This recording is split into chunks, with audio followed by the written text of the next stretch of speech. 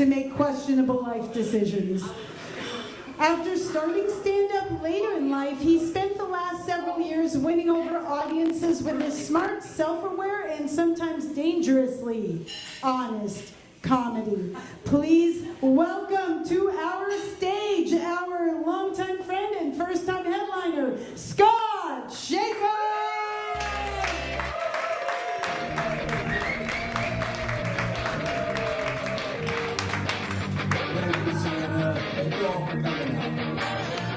The show is free, but gas is really expensive, and your time is valuable. So I really appreciate you and sticking out to the end. Have you all been enjoying this nice, hot winter weather we've been having? Yeah, you know, winter ended 2 days ago. I'm sure it's fine, but yeah, everything is blooming now, which it's beautiful. But if you're an allergy sufferer, it's kind of bad. Yeah. I had an allergy test. I don't know if any of you have had this. What they do is they inject small amounts of allergens on your arm to see what you react to. It turns out I'm allergic to pricks. So, something I'm going to try to avoid. This has been a very big week for me. Well, first off, something happened. I've been hoping it would happen ever since I moved to this part of California. I met Tom Waits. I ran into Tom Waits.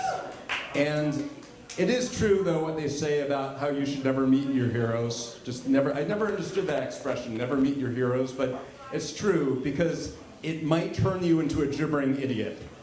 That was kind of my experience. And, you know, how are you doing, Tom? You know, that's gonna haunt me. Could have come up with something better to say, but no, he's a great, great guy. He was surprisingly life-sized. I'm not sure what I was expecting there, but great man. Anyway, the other thing that's going on this week is, I'm headlining a comedy show for the first time. And it's today. Oh, I hope I'm funny. Well, no, actually, this is the first time I've been asked to headline a comedy show. I have been asked to stop before. It's true. For my 50th birthday, I thought it would be a good idea to rent out a distillery and hold about 70 people hostage for an hour while I did stand-up comedy on them. It was my 4th time doing stand-up comedy, and it should have just been a complete disaster. I was like Wile E. Coyote when he runs off a cliff, but I just kept running, and I didn't look down. And, many of the people who were in that audience still talk to me today. In fact, 2 of them are here, so amazingly enough. So that was great. Yeah, so that was 7 years ago. I've been doing stand-up comedy on and off since. I wouldn't say I've had a meteoric rise in the comedy world exactly. Although, this is great, don't get me wrong, but not a meteoric rise. Although, I think that's a funny expression. Because, if there's one thing meteors are not known to do, it's rising, right? They're known to crash and burn. And I hope that doesn't happen to me, but, we will see if I can handle this level of success. Yeah, it's great. I did start late. Sometimes I wonder, what if I had started younger, like my 20s, my 30s, even in my 40s? And I think about all those wasted years that I avoided. By starting late. Yeah, no regrets, really.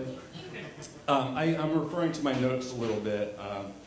Normally I just commit my whole set to memory, but this is a longer set I'm doing tonight. If these notes fell into the wrong hands, if Mick Barry got his hands on these notes, it would be a really different set. I'd love to see it, actually. Mick, I think we should swap notes sometime and just see what happens. Just roll the dice. That would be fun. Anyway, normally I just commit my whole set to memory. The way I do it is I go for lots of walks. Oh, we got a lot louder, I think. So I love to walk. It kind of clears my head, and I find it's a really great time to rehearse. Yeah, I see some nodding over there. But what that looks like is basically me walking around town and muttering to myself and laughing, which I am told is not a great look. So, of course, I try to make sure there's no one around while I'm rehearsing. But sometimes, you turn a corner and you bump into somebody, or You realize somebody's been walking quietly behind you. You didn't know they were there while you were practicing. And in those moments, I feel it's really important that I let them know that I'm not insane, you know? Even if I have to chase them down a little bit. Yeah. This one time, I was walking down the street, and this man was coming towards me. The politically correct term here is unhoused. An unhoused man wearing an unwashed blanket was walking towards me, and I was doing my thing, muttering to myself and laughing, and he saw me, his eyes got really big, and he gave me this really wide berth.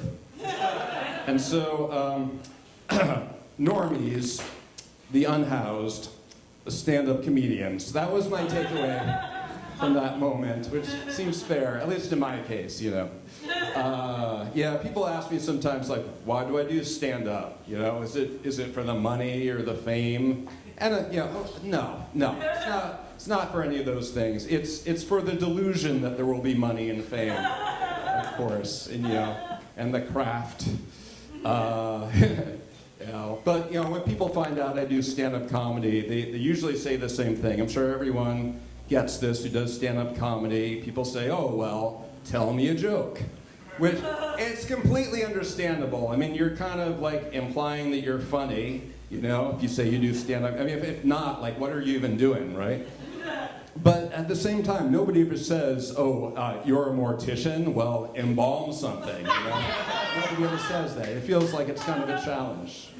I was at a party, and a friend of mine, he said, oh, tell me a yo mama joke. And I don't tell yo mama jokes, you know. Well, you know, not anymore. Not since the time I told a yo mama joke that was so savage that I made myself cry. I should not have told it to my brother. That was my mistake. And I had no comeback either, you know. There's no coming back from that. We're at war now. Yeah, we're at war. That was an abrupt segue. Yeah. The peace president, you know, brought us into war. And some people are surprised. I mean, he did rename the Department of Defense to the Department of War. You know, I think that's what poker players would call a tell, honestly. Yeah. And you know, the full name is actually the Department of War Crimes, but you know, you don't have to say the crimes. Like when Trump is involved, that's just kind of implied. Do we have any Trump fans here tonight? Crickets. They used to be a lot louder. It's kind of crazy. If you're out there just being very quiet, I just do want to say I'm glad you're here. I'm glad you're here in California where your vote doesn't count. Just like mine. So hey, it's common ground, right? I have always been political since I started. I've been telling jokes about Donald Trump for 7 years now, and I think he's starting to crack. I think by the middle of his third term, I'll have him just where I want him. And you know, look, I know politics is divisive, and it's hard to make funny sometimes, but you know, I do want everyone here to feel comfortable, like no matter whether you're a Trump-loving patriot or a terrorist, because those are your options. Yeah, anyone here against fascism? Anyone? Oh! I'm surrounded by terrorists. Are you Antifa? Mommy. Yeah, but listen, you know, I used to worry that if I was too political, I might get canceled. And then I realized, wait, I don't have a TV show. And then I thought, well, could I be deported? You know, which is kind of a crazy thought, but you know, U.S. citizens are, you know, they have been deported, and things could get weird, and you know, a video of me could surface. So listen, no matter what else you believe, can we just all agree on one thing? That I am from New Zealand. I would like to be deported there, if I have any say in it. I think this video is legally binding. I can be sending it to the New Zealand consulate. Yeah. Well, you know, for whatever reason, talking about politics, I've been thinking a lot about Reagan. And why Reagan? It's not like I'm a fan, but for whatever reason, I just keep thinking about this one really beautiful moment when Reagan just brought the whole world together back when she competed in the 2024 Olympic breakdancing competition. Did you think I meant King Lear's daughter? What? No. I don't know if you remember her, this Australian breakdancer. Like, can you remember any other Olympic breakdancer? Like, no, she owned it. She brought down the house. She brought down Olympic breakdancing, in fact. Like, they're never going to do that again, you know? Not since she took the stage. She introduced us to her signature move, the T-Rex. Help, I've fallen and I can't get up. And by the way, I have a knee injury, so I'm really sacrificing it all for the comedy here. But she did something amazing. She got a perfect score. She got a 0. She got a 0. And that is so inspirational to me, because what that means, folks, any one of us here could have at least tied an Olympic competitor at something. And Steve, I don't know what it is about Olympic competitors coming in last that's so appealing, but they're so, yeah. Yeah, and being really, really bad at things, I think it's such a human quality, and I think it's really important for us to celebrate our human qualities in the age of AI, especially. You know what I mean? Do people here use AI? Yeah, it seems like you either don't use it, or you use it for everything. There's very little middle ground. But once you start using it, like you realize, oh, it can help me with my recipes, or write an email, or my health or my love life. Or it can help me with my job, or it can help me find a job after it's taken my job. It's amazing. And I do doom scroll a little bit. Reading about how AI is terrible for the environment. It's going to crash the economy. It might cause human extinction. But on the other hand, ChatGPT says everything's going to be fine. So, who are you going to believe? Yeah. Okay, a bit about me. I'm from the East Coast. Growing up, people always ask me, like, hey, what's your problem? You were only allowed one problem, maximum, and you were not supposed to answer the question. No, like, vulnerability was just not encouraged. I had more than one problem, and I wanted to talk about them. So I came out to California, where people would ask, hey, what's your sign? Oh, okay. That's a much nicer question. I think it's a little silly. I don't really believe in astrology, probably because I'm a Gemini, we're intellectual that way. I come from a family of intellectuals. We were all held to a very high standard. As they say, like, my mama didn't raise no fools. No, she would just give them up for adoption. We were tested regularly. Yeah, I am the youngest of 3.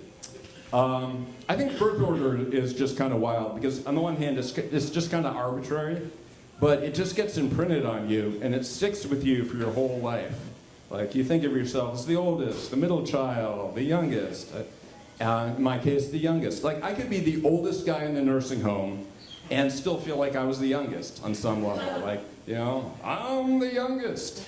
Now, somebody changed my diaper. It will all make sense again eventually. I can't wait. Yeah, in addition to being the youngest in my family, I used to get told a lot that I looked very young for my age. Especially when I was in my 40s and I had a shaved head, I could pass for a lot younger. Sometimes I'd go to my local supermarket. I remember this one time I was buying a bottle of wine, and the cashier, he took my ID and he looked at it and he looked at me, and he kind of did this double take. And then he gave me this nod, like this. As if to say, wow, I thought maybe you were a terrible looking 20-year-old, prematurely balding, maybe living on the streets, I was paying in pennies, so that might have had something to do with it. But, shortly after that, they stopped carding me, which was fine.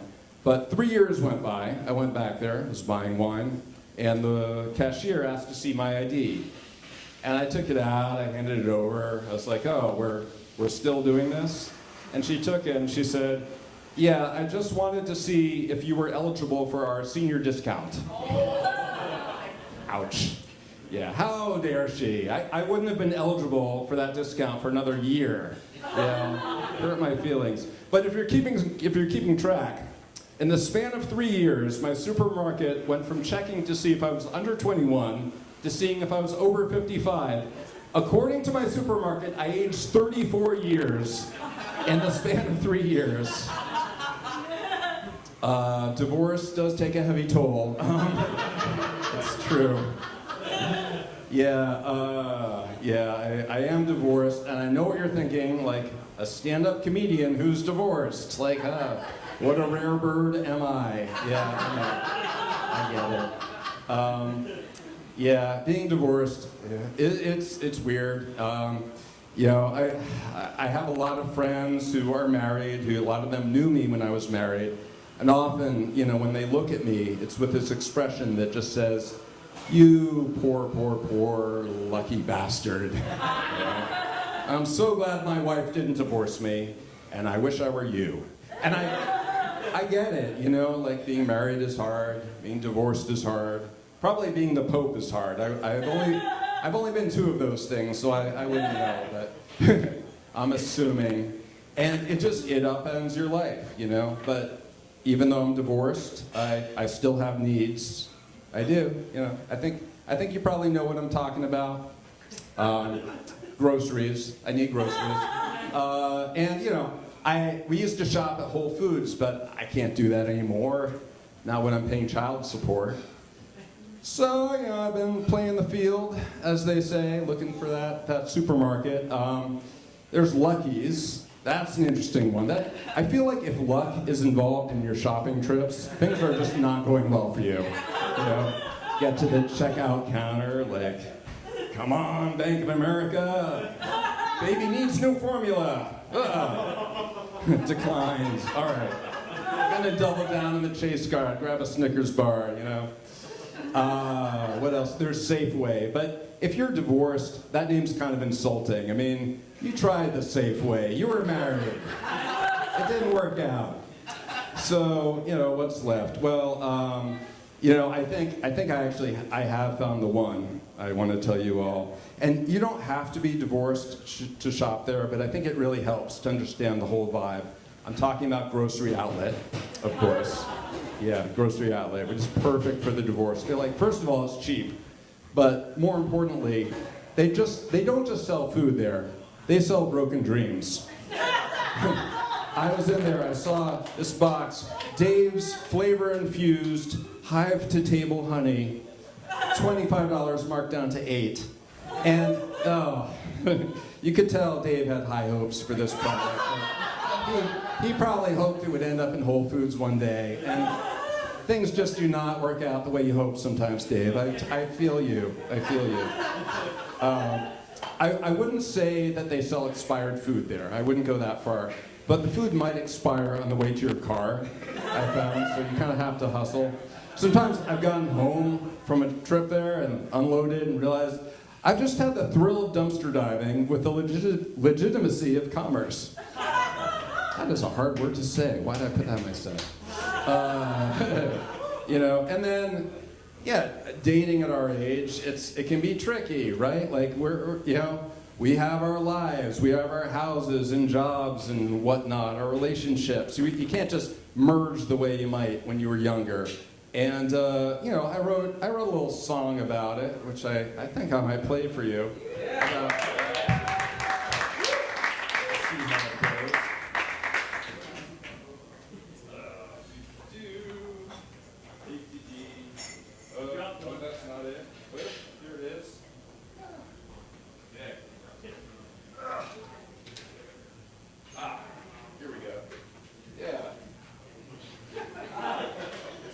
Part of the comedy, folks.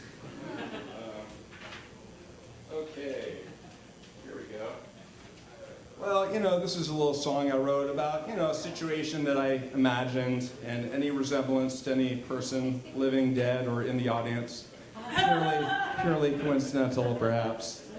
I called this song Bizarre Love Triangle.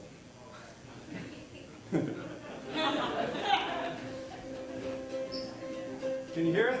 Yeah. Okay.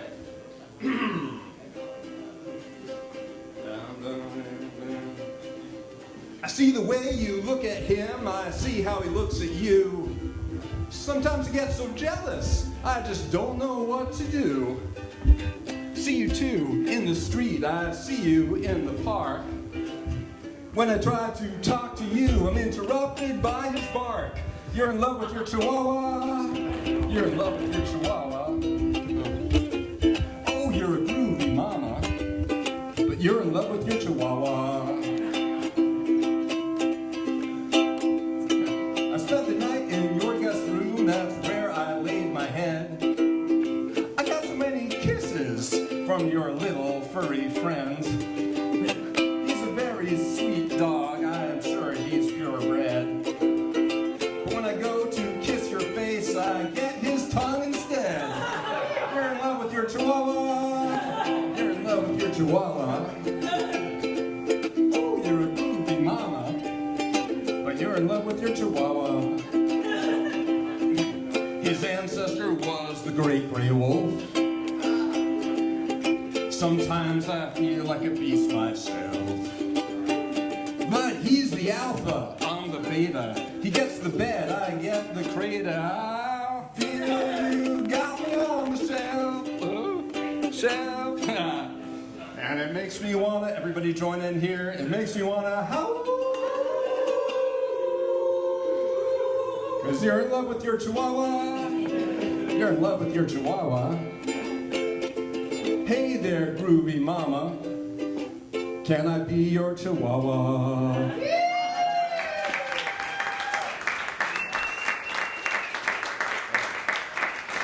Thank you. Yeah, I have one more song for you, and then I'm out. Yeah, you know, I used to bring my guitar to these comedy open mics. I realized that the guitar is just not the best comedy instrument. It's too big, and it's not inherently funny the way the ukulele is, especially this one here, it's sort of like a pineapple. So, you know, I brought my guitar. No, I decided to switch over to ukulele. I brought my ukulele to an open mic. I got some static from the host about it, which I didn't appreciate at the time, but it did inspire this song. So overall, it worked out. I call this next song Stairway to Heaven.